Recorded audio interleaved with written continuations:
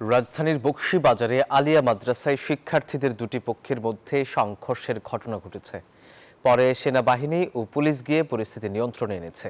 শনিবার রাত 10টার দিকে এই ঘটনা ঘটে। জানা গেছে, মাদ্রাসার ভেতরে একটি মিলাদ মাহফিলের অনুষ্ঠান ছিল। সেই মাহফিলে শিক্ষার্থীদের দুই পক্ষের বাকবিতণ্ডা হয়।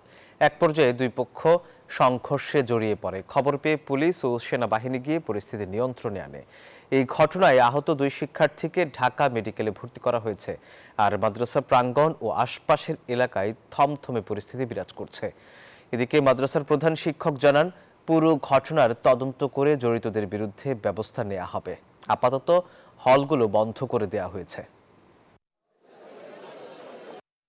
আমি তদন্ত কমিটি করে দিব। তদন্ত কমিটিতে একটা গাইডলাইন আমরা দিব যে এইভাবে এটা বের করেন, এটা বের করেন। সেটা তদন্ত কমিটি দিলে আমাকে সুপারিশও দিবেন। আমাকে যদি সরাসরি তথ্য সহ অভিযোগ দেয়, আমি অবশ্যই দেখব।